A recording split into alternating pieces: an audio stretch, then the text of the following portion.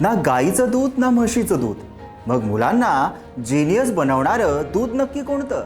अलीकडेच राजस्थानच्या एका मंत्र्यांच्या विधानानंतर हा प्रश्न पुन्हा चर्चेत आला.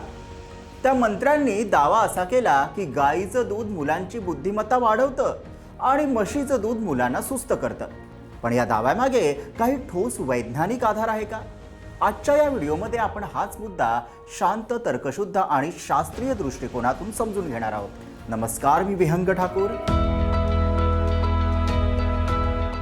राजस्थानचे मंत्री मदन दिलावर यांनी कोटा येथील एका कार्यक्रमात दावा केला की देशी गाईचं दूध मुलांची बुद्धिमत्ता आणि ऊर्जा वाढवतं.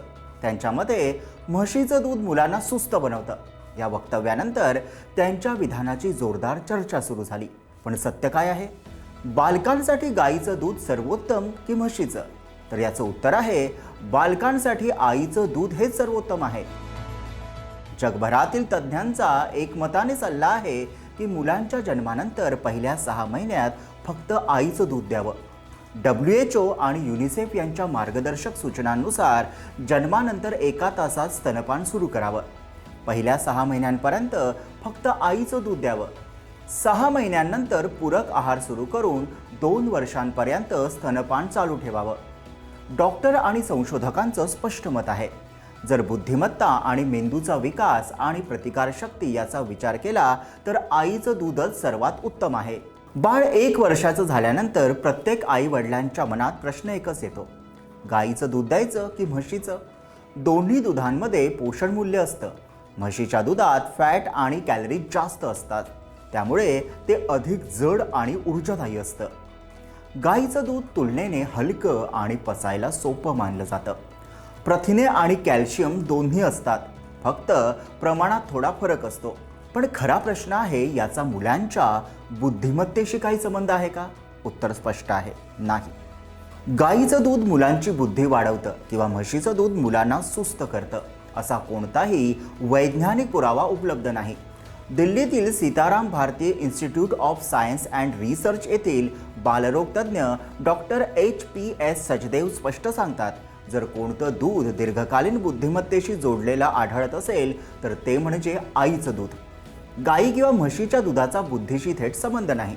म्हणून निष्कर्ष एकच, दूध कोणतंही असो, मुलांची बुद्धिमत्ता ठरते योग्य आहार, प्रेमळ संगोपन, संवाद आणि शिकवण्याच्या वातावरणावर. लक्षात ठेवा, दूध बुद्धी वाढवत नाही तर तुमचं पोषण मूल्य वाढवतं. मुलांच्या मेंदूचा विकास हा एका दुधावर अवलंबून नसतो, तो अवलंबून असतो योग्य पोषणावर. मेंदूच्या वाढीसाठी काही अत्यंत महत्त्वाचे पोषक घटक आवश्यक असतात. आयोडीन, लोह, जीवनसत्व B12 आणि ओमेगा 3 फॅटी आम्ले.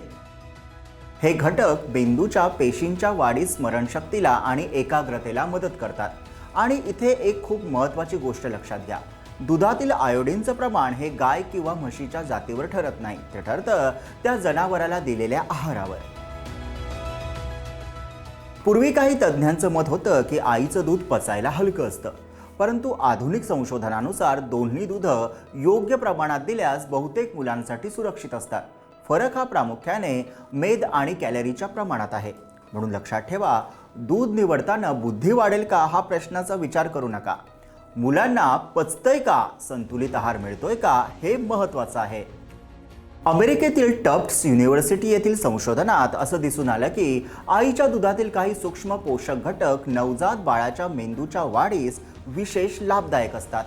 अनेक जागतिक अभ्यास सांगतात, ज्या मुलांना पहिल्या 6 महिन्यात फक्त स्तनपान मिळालं आणि 2 वर्षापर्यंत स्तनपान सुरू ठेवलं, त्यांची विचारशक्ती दीर्घकालीन चांगली राहते. मग प्रश्न येतो, मुलं जिनियस कशी बनतात?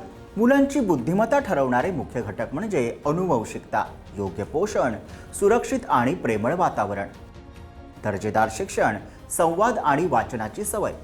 फक्त दुधाचा प्रकार बदलून कोणाचं मूल अतिबुद्धिमान होणार नाही. थोडक्यात काय, तर ना गाईचं दूध ना म्हशीचं दूध. मुलांना जिनियस बनवण्याची जादू कोणत्याही एका दुधात नाही. खरं सामर्थ्य आहे आईच्या दुधात, संतुलित आहार आणि योग्य संगोपन. म्हणून विज्ञानावर विश्वास ठेवा, शास्त्रीय दृष्टिकोनाला महत्त्व द्या. तर याविषयी तुमचं मत काय? कमेंटमध्ये लिहा. व्हिडिओला लाईक करा, शेअर करा आणि आमच्या YouTube चॅनलला सबस्क्राईब करा.